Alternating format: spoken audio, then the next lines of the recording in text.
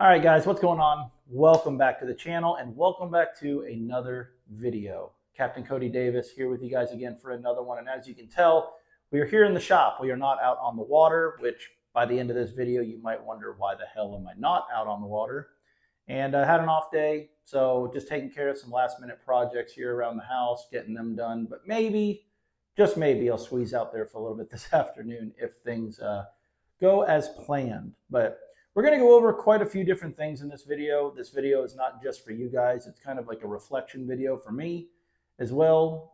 Learned a lot of stuff this weekend. We're going to give you guys a fishing report and just let you guys know about a bunch of things that are going on out here on Lake Okeechobee as of late, because it is a completely different lake than it was last week. And that couldn't be any truer, which you'll find out. So I'm going to trademark the saying that Lake Okeechobee is the best and the worst lake in the country twice a week, 2 days a week. I mean, that sums it up perfectly. So I guess we'll kind of just get into kind of the backstory here and kind of what's transpired. There's some interesting information too. So we had all that cold weather, right? I mean, and obviously during those fronts, during that 5-6 day span with that water temperature dropping, very cloudy, just tough conditions. The fishing was tough, which was to be expected. But when I say tough, like live bait guys, we're still catching some fish. Some guys down here were getting a few bites a day, throwing chatterbaits, pitching Senkos, things like that. And then once that cloudy weather stopped and the sun came out, we all thought it was going to be just kind of a steady uptick, constantly just continuously getting, slightly improving each and every day. And what we ran into was probably like, in best terms, like the craziest 2.5 week drought we've ever had here on Okeechobee. Drought as in fishing wise, right? Like the lack of bites, the lack of just fish being caught overall, how hard you had to work for these bites. It was crazy. And the conditions lined up, the water temp was rising. All these things were playing into our favor as fishermen. Like, it's going to go off. It's going to go off. It's going to go off. And trying to explain that to customers it was kind of difficult, but it was difficult for them to understand, or really, I'm very upfront with my customers, right? It's like, man, it should, by the book, it couldn't be better, but I don't know what's going on. None of us know what's going on. We're just not catching them. No one, north, south, west, on the east side of the lake, nowhere was really on anything special. And the tournament weights reflected that. If you looked at a lot of these tournament weights over the last couple of weeks, they have been at an all-time low. I forget what tournament it was, but I think my buddy Brad McQueen, you guys probably follow his channel. I think he ended up with like 13 pounds in an event and got a trophy. He got third, which is just crazy, crazy. It's crazy as a whole, but it's even crazier when you have optimum conditions and the fish are just nowhere to be found. And that's what we were dealing with. We'd get a bite here and there, we'd catch a fish here and there, but just that big wave of fish we were all expecting just never showed up. Fast forward to like 2 weeks into this warming trend, right? Steady, consistent weather, everything you could ask for. The water temp's up now. It's in the 70s. Still nothing to be found. And when I say nothing, we were, at least us regulars out here, we're getting bites, but they could not be more random. It was like you'd catch a 6-pounder and then you'd fish for another 4 hours and not get a bite, and then you'd catch a 4-pounder. But all the fish were healthy, pristine, fresh off the lake, beautiful white bellies, everything you could want. You'd get 4 or 5 bites a day, right? Aside from there was a little bit of some minnow fish, we call them, these fish that get up on the back hard line. This time of year, they'll be eating these little tilapia fry, bluegill cichlid fry, I don't know, all these little fry baits. They're literally this big. And getting a bite from them is very difficult. And on top of that, the fish are just not very big at all. But as far as getting a good stringer of fish and some quality fish, again, difficult. It just really wasn't happening. And then over the weekend, or let's back up even further from that. We had that college event down here. like 240 boats, and the weights were very low for that. Very low. The guys were all asking, like, why is it so tough? There were a few big bags being caught, right? But still, it was like 40 pounds one for 2 days. And it was just very inconsistent, all right? Fast forward to this past weekend, we had, I think there were 4 tournaments on the lake on Saturday. There were 2 out of the north end, 1 out of Belglade, and 1 out of Clewiston. And it took, I want to say, I could be wrong, I think it took 30 pounds to win all of them. There was a 35-pound stringer caught in one of the club events, or one of the open events. The BFL took 31 and a half to win. And these fish are essentially just kind of showed up overnight. All right. There were 3 or 4 fish over 10 pounds weighed in on Saturday, maybe 5. I mean, there were big fish coming from all over the lake, giant bags being brought in, multiple high 20-pound bags as well. And it was just like, holy hell, here they are. Now, this was 2 days ago on Saturday. Yesterday being Sunday, I had a cancellation, so I decided to jump into the King of the Glades tournament with my brother. And it took, there were 4 bags over 30 pounds. There was a 29, a couple of 28s. These big fish just moved in. And what was really cool was, and very promising for me and for everybody, like, the lake was obviously fishing as it does. There were the key areas where it was fishing small, but there were fish caught from the north end all the way down to the south end. There were fish caught in areas that we haven't caught fish in months. And it was really cool. There's a lot of things starting to develop, which I tell everybody, Lake Okeechobee is very fickle, but if you get the conditions right, which is what we've had, it's warm, the wind has laid down for a week, things are cleaning up. Fish are exposing themselves. Areas that haven't been even thought about being fished are now totally fishable. The water's clear. The water's dropping. Everything's looking great, and it reflected it. All right. Took 35 and a half pounds to win yesterday with a 10-pound big fish, a 998. And she had half a tail. So if she would have had her whole tail, she would have been a 10-pounder. Congrats to Eric Beatty on that fish. Hell of a fish. But I tell people all the time, it's like Lake Okeechobee is not known for 10-pounders. It's known for all the 6 to 7 pounders, 5 to 7 pounders you can catch in a day. But I think over the weekend, there was like 6 or 7 10-pounders weighed in, which is crazy to think about. But they're just here. They're biting. It's a full moon. A lot of these fish moved in. They're spawning. There's a lot of fish that are post-spawn.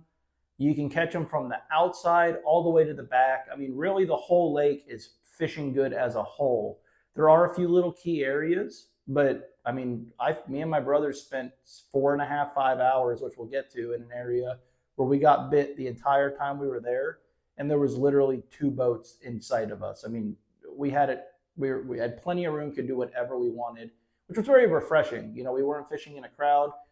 There were areas that were crowded, but there were giant biomasses of fish there. I'll get into kind of how I totally screwed up our tournament, and then I'm going to tell you guys kind of a crazy little fun fact real quick to kind of wrap this up. So I was very indecisive on what we wanted to do. I had a game plan. I knew like Wednesday that I was going to be able to fish the tournament. And again, Wednesday, the lake was not what it was this weekend, right? It was still kind of a grind. There were some fish popping up. And I had a few areas that I wanted to hit, kind of a milk run sort of deal. And we were going to keep that flipping rod in our hand and just go flip and hope for 5 big bites. That was the goal. Well, Saturday, I let the social media, let the doc talk get to me. You see 35 pounds being weighed in, 31 winning the BFL. It's like, oh man, these fish are moving in. They're setting up to spawn.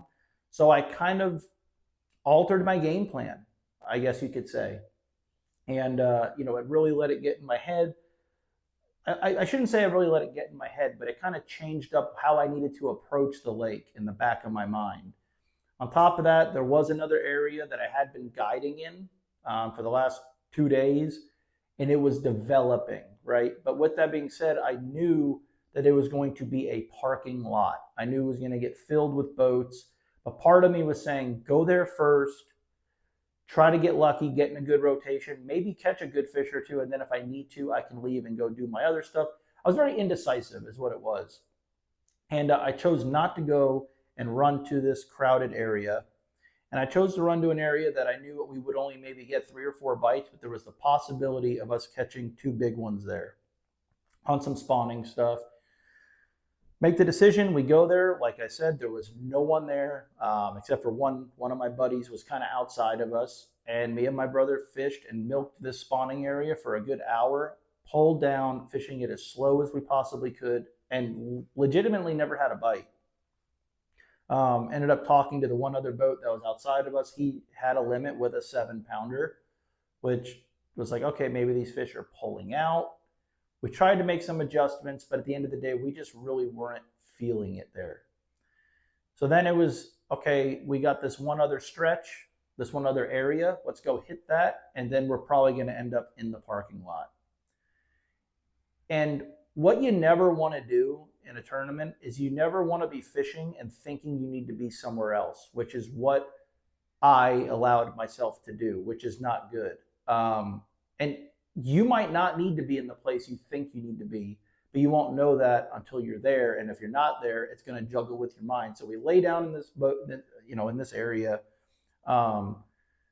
and we start flipping and we start getting bites. They weren't the bites that I knew we were going to need to compete in the event, but they were all 3-pounders, good square fish. And it was an area that I have a lot of history in. It was an area that we know big ones show up. We were fishing to our strength. We were getting bit. We were really happy with it. But in the back of my mind, I was just like, I think we need to make a move. But at the end of the day, like, one big bite can change that, right? Like if we were to flip in there and catch a 7.5, I'd really calm down. Unfortunately, we never got that. There were 2 other boats around us, and one of them had a big bag the day before. So I said, I knew we're in a good area, but we're not getting the bites, and every day's different. And I knew people were catching them down in this other area. And what it ended up doing was, I talk about this game being mental. It's 100.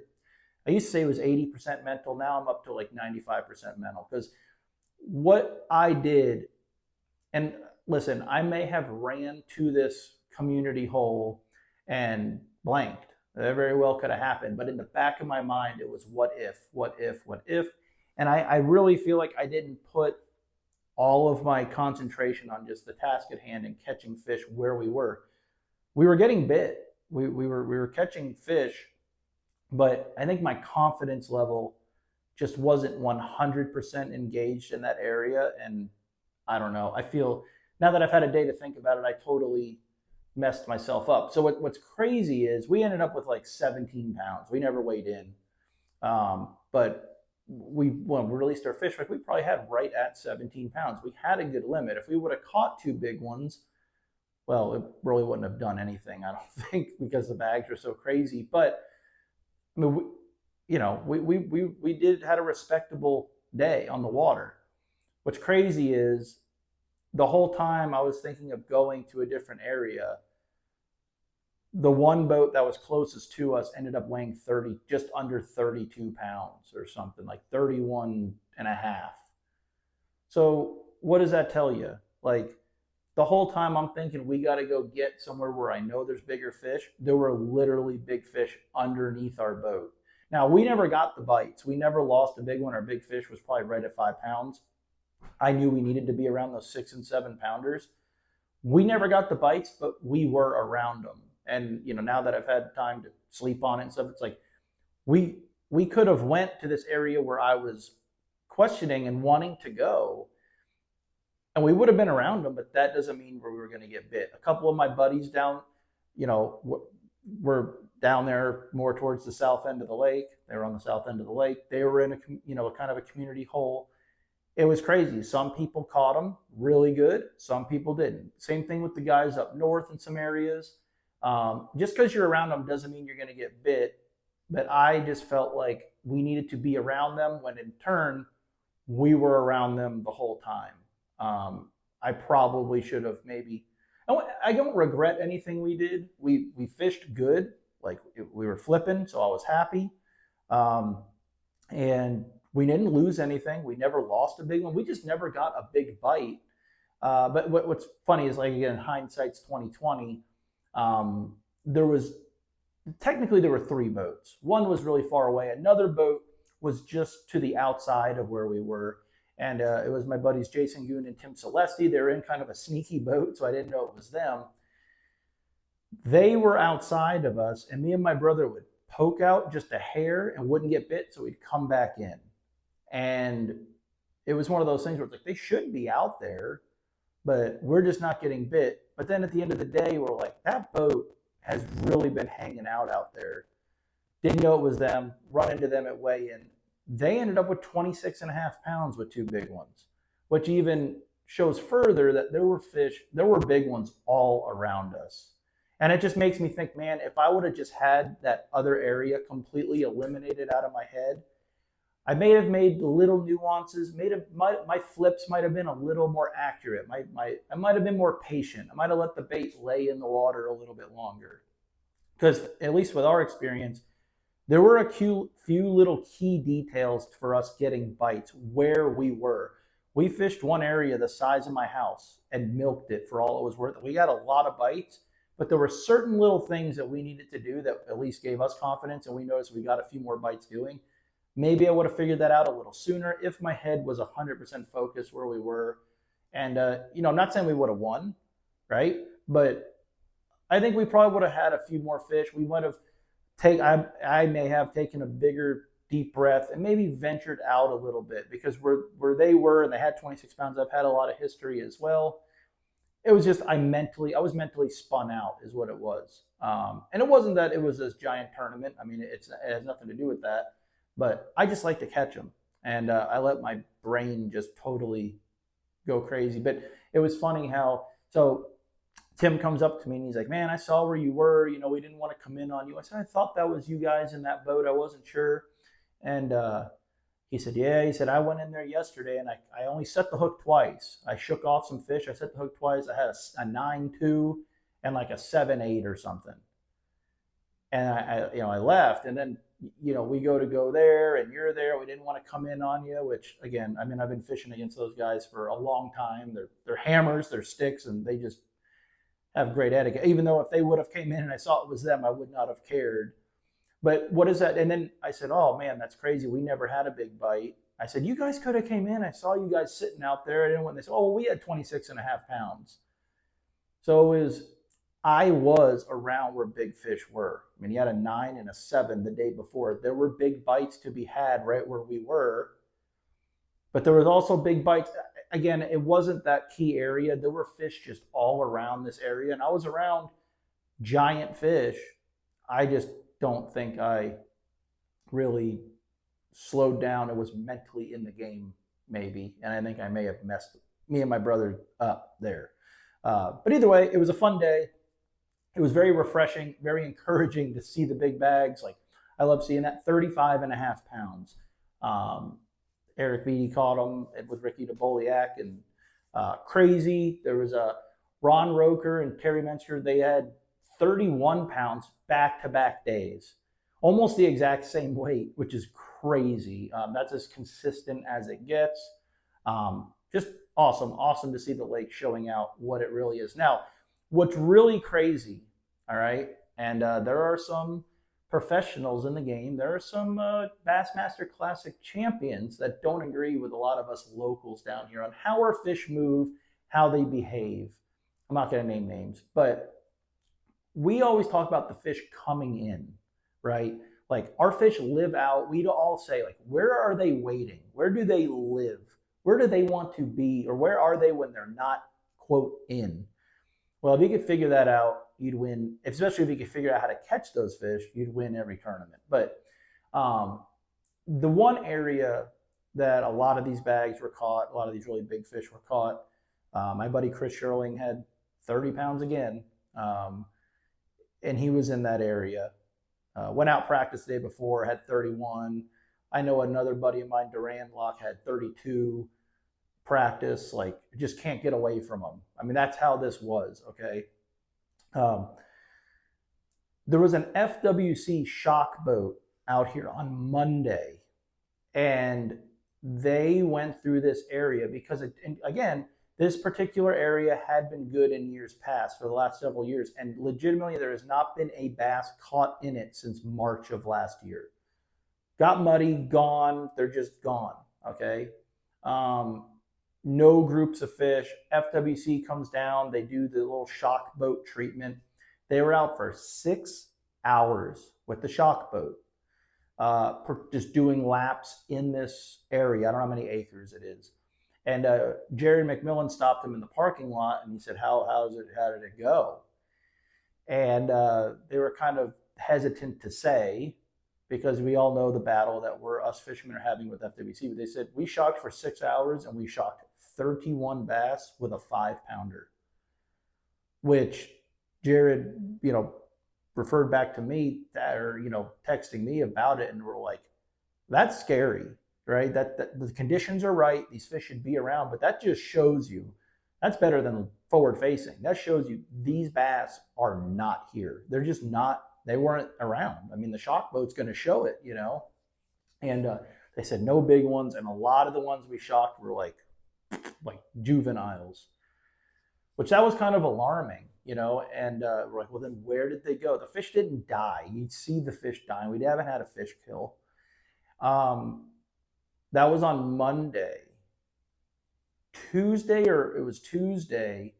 a couple people I know and my buddy DJ Timms, they were unaware of the shock boat. They went to this area and they caught a couple of fish, white lake fish. He said, and they, I was told, like, hey, there's some fish moving in here. They're fresh.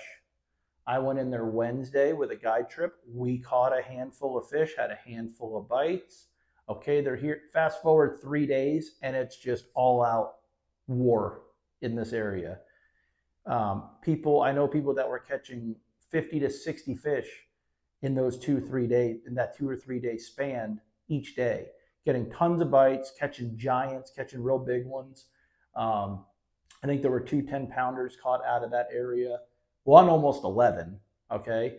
So these fish they just come in. And I think when they're moving in, I think they're not necessarily keen on feeding. It's like they show up, they set up, and then that's when this bloodbath happens. Even yesterday in the event, I heard, like, first thing in the morning, everyone was just as fast as you can get a chatterbait or a spook. It really didn't matter. A speed worm in the water, you were bringing in a 2.5 to 3 pounder. Just males that had moved in. Apparently there was a little bit of a lull, and then every time you saw a fish coming to a boat, they were all 5 to 9 pounders. All right.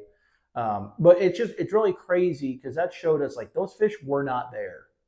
And just like that, these fish will just show up, which it makes Lake Okeechobee cool.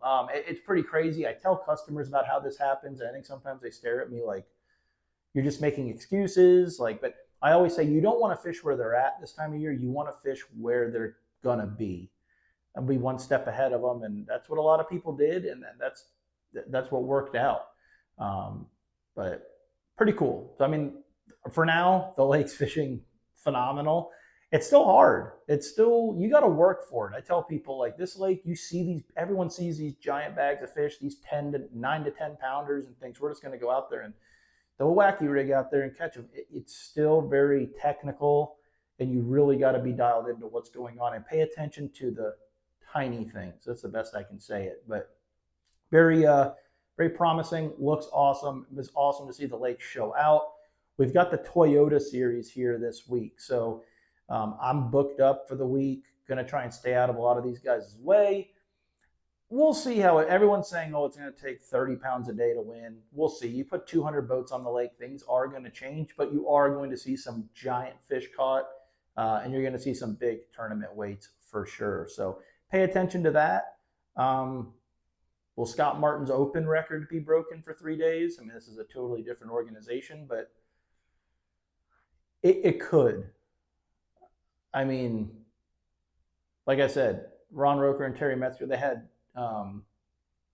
you know, 30, almost 32 pounds 2 days in a row. Crazy things can happen. 35 pounds, there's been a few 35-pound bags. Something crazy could happen. We'll see. I mean, but as far as real quick, I totally jumped all around in this video. Baits. There's people catching them swimming a worm. There's people catching them on a frog. There's a lot of people catching them flipping a jig on the outside. Right now, anywhere you lay your boat down and however you want to catch them, you can catch them. There are fish on the outside to 8 inches of water. Depending on where you're at in the lake is how you need to approach it. You're going to have to approach it a little bit differently. And it is changing like every day. It's crazy how you talk to this person who's like, man, they will not touch a frog. They won't touch it. And then you talk to someone who fished a mile up the road and they caught every fish they caught on a frog. Down south, apparently yesterday, they didn't really eat the frog very well. My brother's out there right now, and he's only caught like a few fish, but all of them have been on a frog. So it's just really weird. Where I was fishing, they should have been chewing a jig. Like the cover I was flipping, I was like, this sets up awesome for a jig. Never got a bite on it. They wanted a beaver style bait, a D-bomb. I even went down to a burner crawl for a little bit with a tiny little punch skirt on it. They would eat that, but they didn't want that big profile of the jig. So let the fish tell you what they want, make those little adjustments, and they've been making, having big results. So that's it. Let me know if you guys have any questions. Let me know if you guys want to book a trip. I've got a lot of days open in May, which is my favorite month. I think I've got some decent days open in April as well, if you guys want to go. But I think February and March is pretty much booked up for now.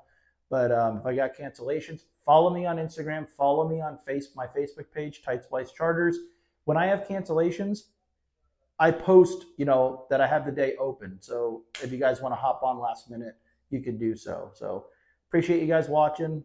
I'm going to go finish painting, and I will see you guys on the next one. Tight lines.